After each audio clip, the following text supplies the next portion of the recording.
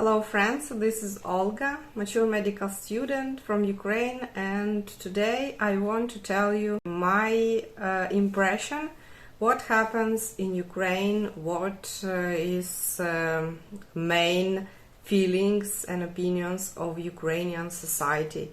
First of all, I noticed that there is some ray of light of happiness, very tiny, in my city, in the capital of Ukraine, in Kiev, when people got to know that today will be no lockdowns, that today a whole day will be electricity, will be a light, and this is kind of thing that we got used to and even do not pay attention to that thing that we always have electricity, always have a possibility to boil the water, to wash something, to turn off the laundry, and so on. But for Kievites, even for people of the capital of Ukraine, now it is the problem, because in Ukraine the electrical and power plant system is really damaged by Russians.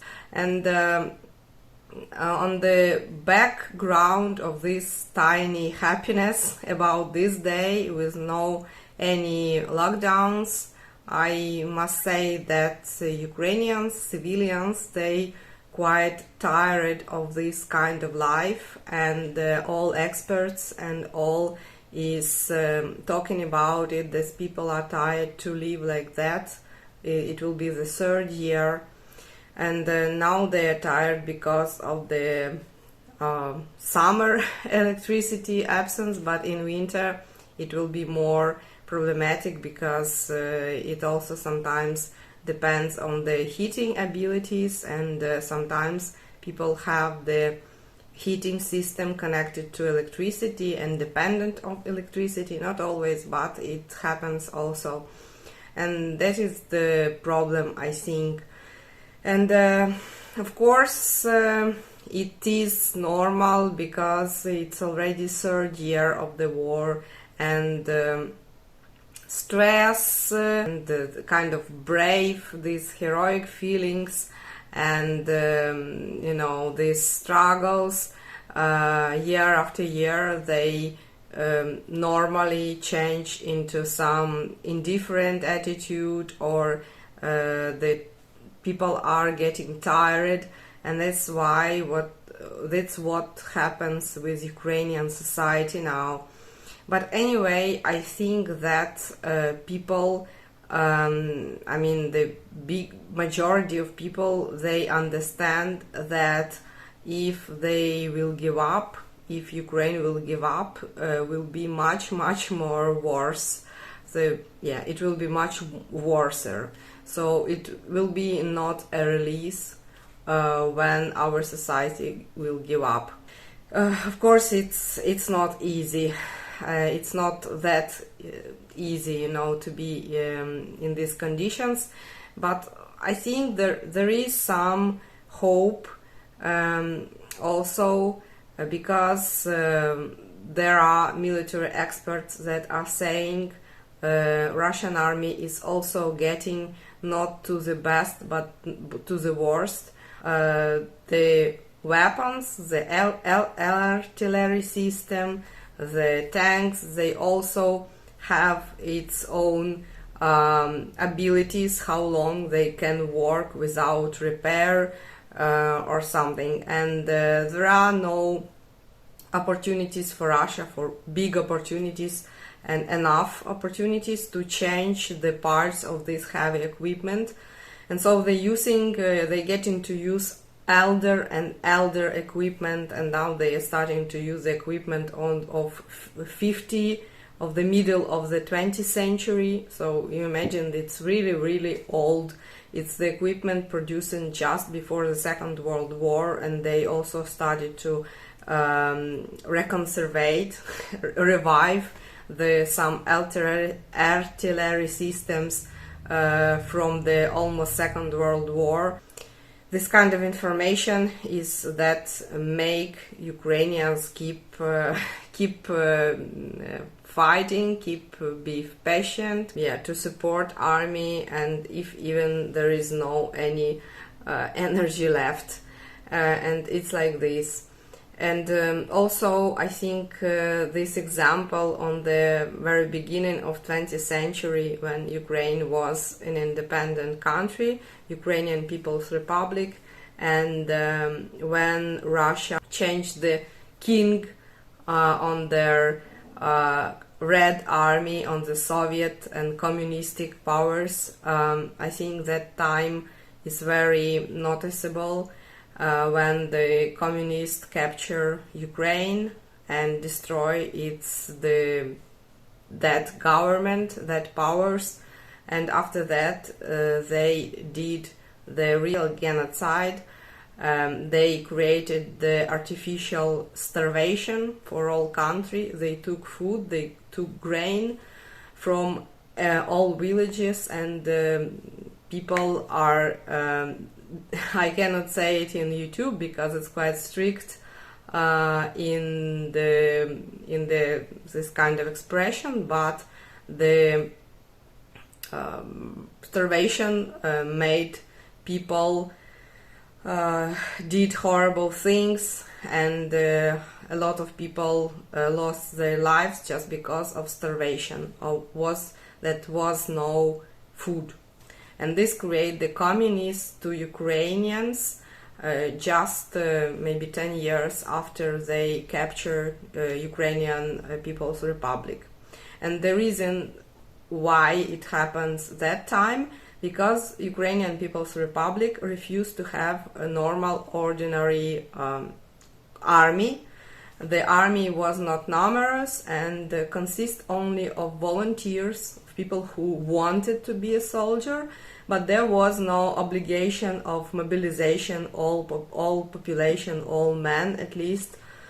And Red Communist Russian army was much more numerous, and that what happened 100 years ago almost.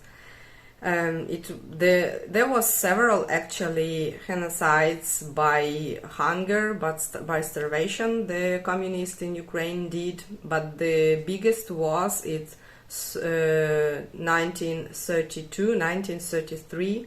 It's 1 year is the most terrible year in the Ukrainian history. And the people and experts experts in history, in military history, and just intelligent people, they are telling that actually if we will give up now, the Russians will do very soon the same thing. They may do this genocide by starvation. Communistic Russian Republic, or it was kingdom before, but anyway, simple actions, simple steps, they always apply in the same situation, even during the history. And these steps, they are working, they are very cruel, they are very simple, like a hammer. And so there is no doubt that if Ukraine fall, if Ukraine will be captured, and they may apply this kind of things again. It's very possible. And from this point of view, of course, Ukraine cannot give up. The changes in the weapons delivery and help of the different Western countries for Ukraine by weapon, by other means, and the most important by weapon, I think they will be in the next year, by the end of this year, because a lot of Ukrainians and experts in Ukraine expect that if in USA will win the Trump, that he will stop the help of Ukraine. There will be no more such a big help that really very important for Ukraine. And I think that Ukrainian powers and Ukrainian industry works for own productions.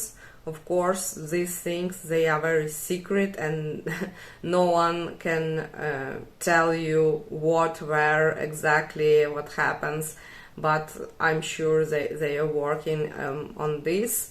And of course, third year of the war, I think they also may rely on the other countries in the Europe, for example. So there will be some changes in this question. And for civilians, it's really like they are tired. It's kind of life not normal, that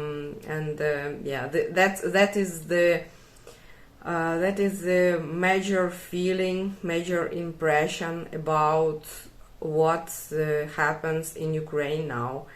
There are no such a big, stressful, urgent situations. Yeah, sometimes they happened. For example, when the Russians destroyed the central children's hospital in Kiev, in the capital of Ukraine, because there was lack of anti-air defense system. As I noticed it, the Russian army, they also try to destroy hospitals. So in hospital, to work in hospital, especially in central hospital in Ukraine now, it's a bit dangerous. Especially they destroy the maternity houses where the pregnant women given birth, or well, the children. I think this is kind of like terroristic acts to make people afraid, to make people be depressed, and to make people believe that they will not win this war, that Ukrainians will not win this war. But overall, as I told, we just have no choice. Ukrainians cannot stop because anyway, our country, our culture, our nation, our language, everything that is Ukrainian, authentic, will be destroyed, and it will be very cruel times after the war.